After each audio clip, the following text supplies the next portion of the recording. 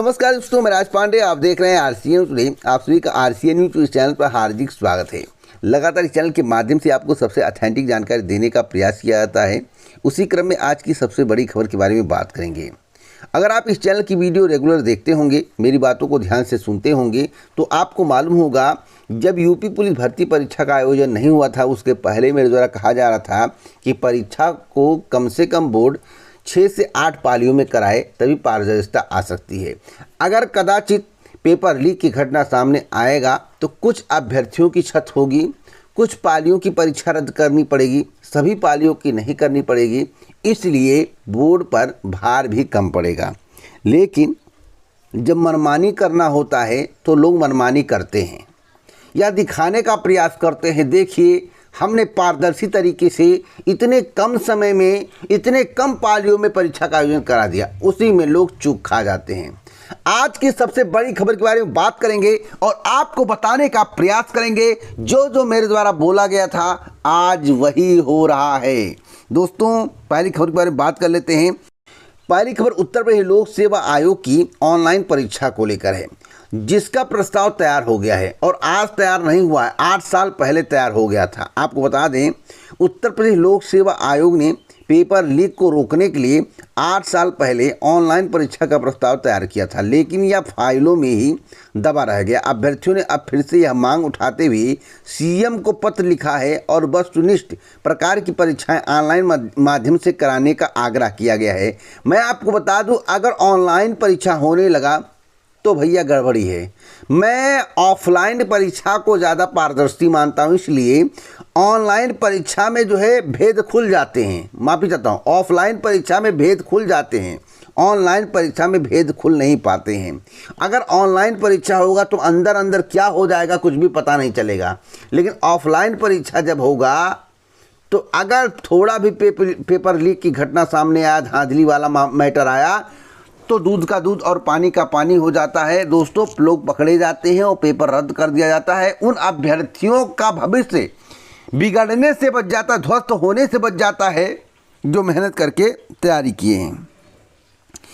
समीक्षा अधिकारी, सहायक समीक्षा अधिकारी भर्ती परीक्षा से पहले भी यूपीपीएससी की कई परीक्षाओं में पेपर लीक के मामले सामने आ चुके हैं, जैसे पीसीएस परीक्षा 2015, आरओ परीक्षा 2016 समेत कुछ अन्य में पेपर लीक हो चुके हैं। दोस्तों, यह बताने का प्रयास किया जा रहा है इस पेपर के माध्यम से कि इसी सरकार में केवल पेपर लीक नहीं हो रहा था, पहले भी पेपर लीक हो रहा था। अरे पहले क्या कर रहे थे, पहले किस तरह की व्यवस्था थी, इस पर आपको ध्यान नहीं देना चाहिए।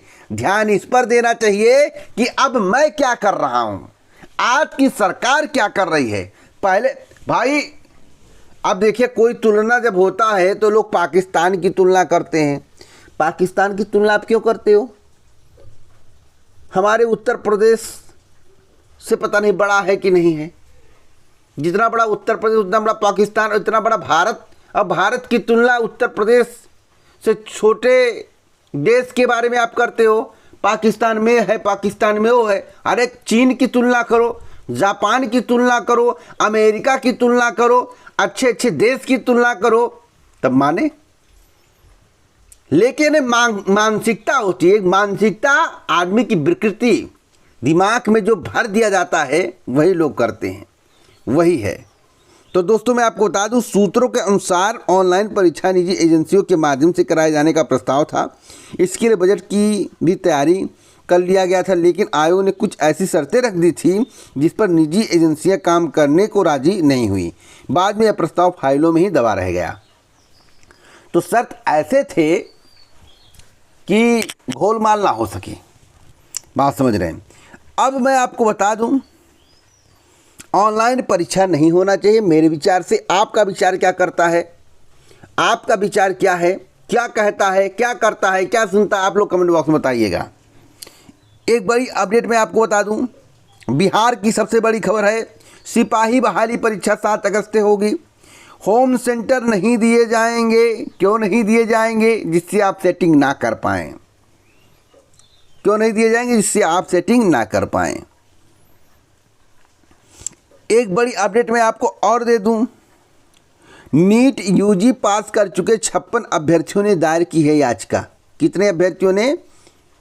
56। सुप्रीम कोर्ट से नीट परीक्षा रद्द नहीं करने की अपील की गई है। परीक्षा रद्द करने की अपील एक तरफ और एक तरफ परीक्षा न रद्द करने की अपील। तो 56 लोग कौन हैं जो कह रहे हैं कि री एग्ज़ाम ना हो? अरे अगर आपके अंदर टैलेंट है, अगर आपके अंदर दम है, अगर आपने मेहनत से तैयारी की है तो दोबारा भी आप परीक्षा को क्वालिफाई कर सकते हैं। लेकिन कुछ लोग कहते हैं भाग्य होता है। कभी कभी ऐसा होता है जब पेपर में हम बैठते हैं तो बहुत सारे क्वेश्चन मुझे आते हैं, कभी कभी ऐसा होता है वह क्वेश्चन नहीं आता है। तो भैया यह जीके का सवाल नहीं है, आपके सब्जेक्ट का सवाल है। बायोलॉजी, जूलॉजी, केमिस्ट्री, फिजिक्स का है। तो क्यों नहीं आएगा? बार बार वही आएगा, 100 बार वही आएगा, केवल पैटर्न बदल दिया जाएगा, बस इतना होगा। तो आप बताइए सुप्रीम कोर्ट को नीट परीक्षा रद्द करनी चाहिए या नहीं? कमेंट बॉक्स में ज़रूर बताएं। आपकी राय हमारे लिए अति महत्वपूर्ण है। अब बात कर लेते हैं यूपीपीएससी और बिहार पुलिस भर्ती परीक्षा की तो बात हो गई। अब यूपीएससी जैसी सिपाही भर्ती परीक्षा की निगरानी, अब क्या क्या है इसमें आइए जान लेते हैं। प्रदेश के विभिन्न आयोग चयन बोर्ड की चयन प्रक्रिया को त्वरित एवं पारदर्शी तरीके से कराने के लिए परीक्षा केंद्रों का निर्धारण आज के नियमों में बदलाव। उत्तर प्रदेश लोक सेवा आयोग की प्रतियोगी परीक्षाओं के प्रबंधन के संबंध में शासनादेश जारी हुआ है। यह बदलाव पिछले दिनों कई परीक्षाओं में गड़बड़ी के बाद किया गया है।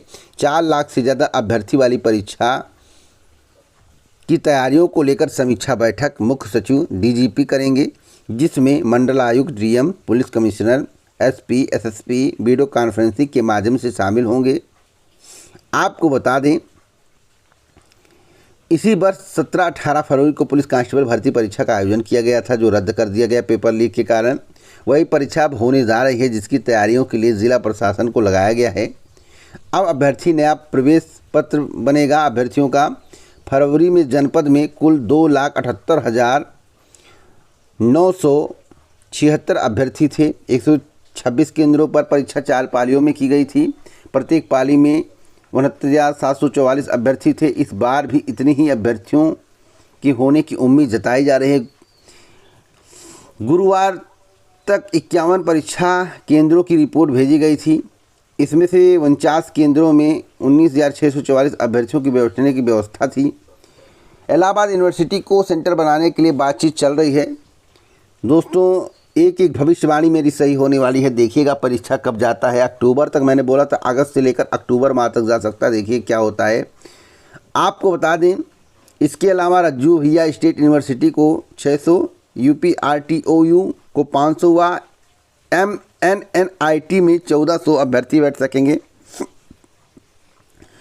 इसमें मानक की व्यवस्था की गई है।